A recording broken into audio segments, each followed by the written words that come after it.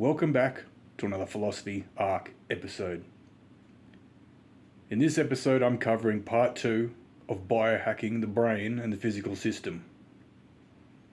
It involves techniques that I've worked on over about 11 years.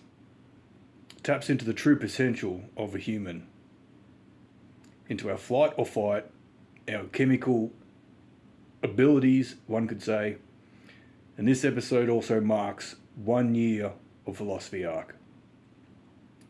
This will be the first episode that I've really scripted, so let's get into it. In episode 39, I covered the basic elements that together construct the foundation of hacking our inner systems. Through self-experimentation, we can optimize, enhance, alter our neural pathways, and call upon emotional and chemical reactions inside the body and brain. With time and practice, we can harness emotional self-control and direction, high cognitive functions, such as adrenaline, fear, flight, or fight. Being at peace with ourselves, remembering we are loved, and understanding who we are when no one is looking. In a blend of fear, love, inner peace, and grounded self-control, we can harness chemical and heightened emotional abilities and cognitive functions that most usually remain an untapped potential within the human psyche. Physical, verbal, emotional, and chemical anchors can be used in union to elicit desired outcomes. These include, but are by no means limited to, bursts of adrenaline, known as ancestral burst. This is overclocking our system to deal with flight or fight, and or feats of strength beyond our standard boundaries. Next would be hyperfocus, known as ancestral focus, which is what I refer to it as, which is locking in all concentration, putting on the blinders, and just blocking out everything else in the world except for like listening, reading, looking at something, just absolute locking in and tuning out everything else. Next would be exertion beyond one's absolute limits. This is what I would call full physical burst. Now, this is when you're trying to lift something that you know you can't lift, or you're going to push through a moment of absolute stabbing pain for a split second. This is known as full physical burst. Next would be increased pain thresholds, which I refer to as negation pain. I have back pain, arthritic wrist pain, I have shoulder pain from torn shoulders. Now, the next thing would be emotional fortitude and strengthening of the inner foundations. Emotional fortitude and strengthening our foundations comes from just surviving life in general, folks.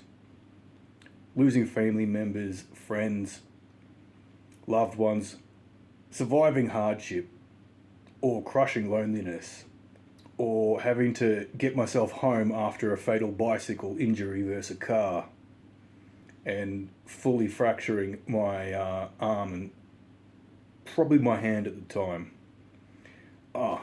And the two entire cracks straight through my face, of which I could actually push the bones and make them move against each other. Gosh, that was agony. But negation pain will get one through that.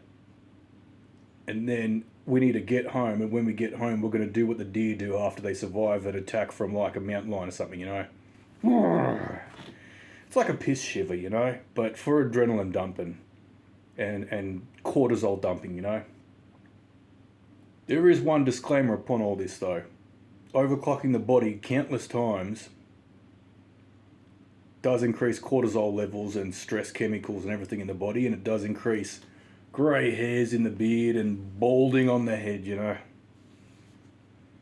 Since I moved out of home, I'd probably say I've gone a lot more bald, and overclocking my system again and again and again to get through some tough times, well, it takes its toll. So remember, folks, we're going to pay for it tomorrow if we use it today.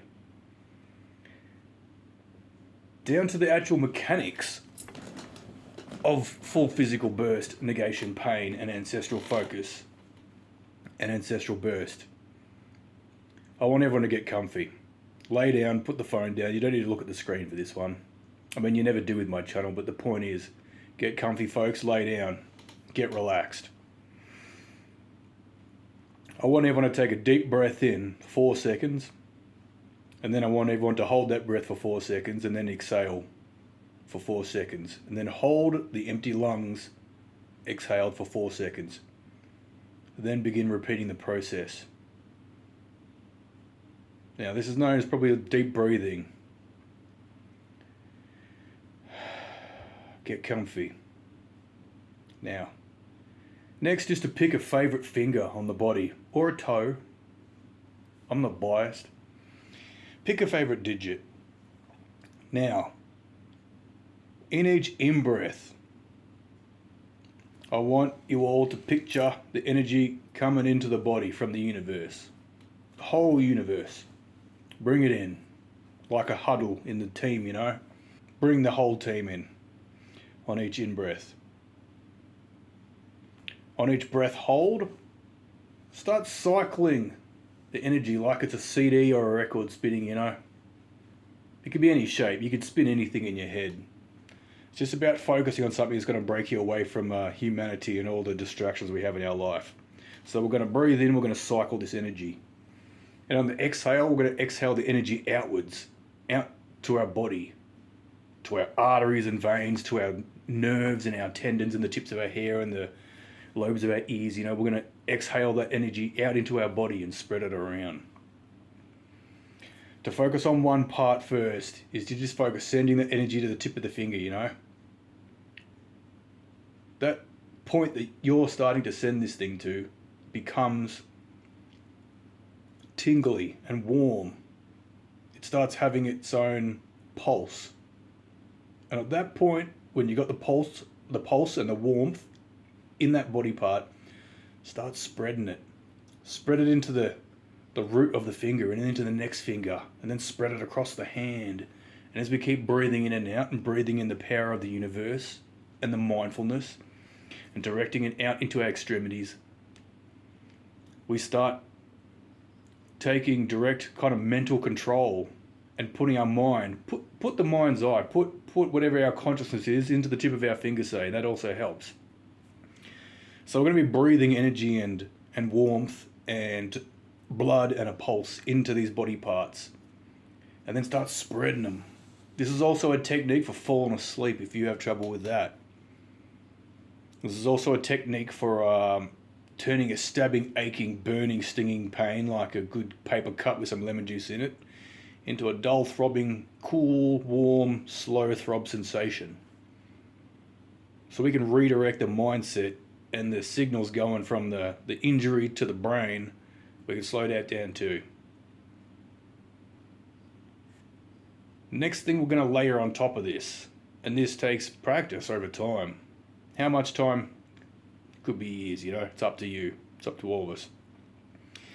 So take 3 moments, the 3 best moments of life when we felt most loved and most cared for and most secure and comfortable.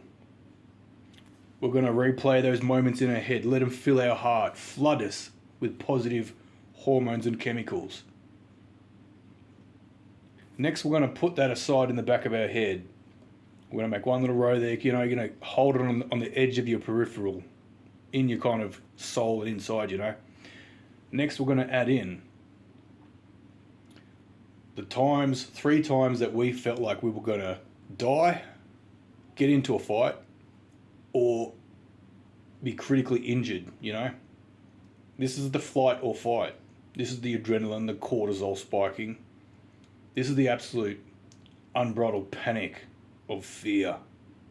Lay that right next to the love the world has for you and the comfort you feel when you're loved. Now I want you to hold that one too. So you got love and you got fear and adrenaline. Next is to bring in 3 memories of the times we were most control in life, where we had the most control over ourselves in the situation we were most comfortable, because that is extremely important. Having control over life and being in harmony with ourselves and understanding the situation and being fully ready for it, embracing it without fear, without stress, Just to be there and be like, I'm ready. You need me to balance a spoon on my nose? I've got it. Let's do it, you know? So we're going to lay down the control. 3 moments in life of control. We're going to lay that down next to our fear and our love. And then we're going to finish it by taking a big breath in.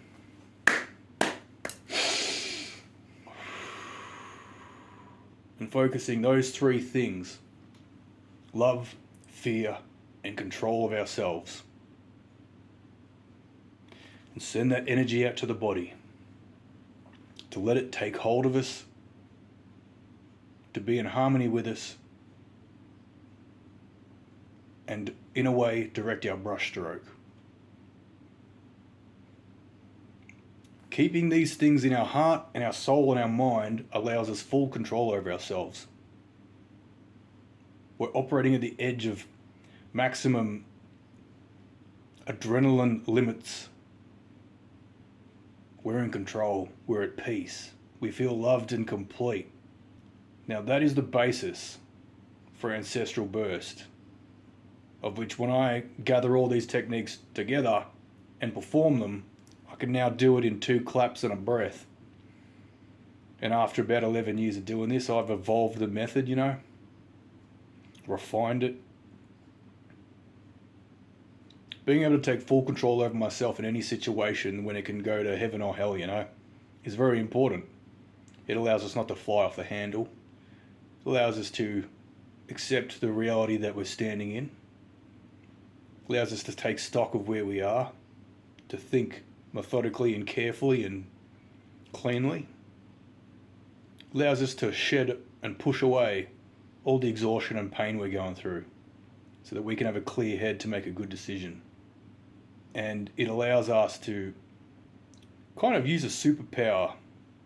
It's like Naruto hand signs calling out our superpower in anime and fortifying ourselves with good thoughts and positive memories, you know. I want everyone to think upon this in their own way. And if you come to a conclusion with something that's useful out of all of this, think about it. Because that Hoffman bloke who climbs mountains and sits in freezers for hours, you know, he's onto something. This is Phill-osophy Arc.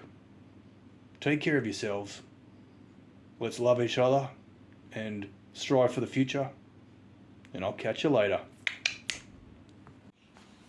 Hey, Future Racer here. If you're finding the Phill-osophy Arc series inspirational, educational, entertaining, humorous, or it's giving you a little smile, think about liking and subscribing. If you have a family member, loved one, or friend who you think could equally benefit from this series, think about sharing it with them.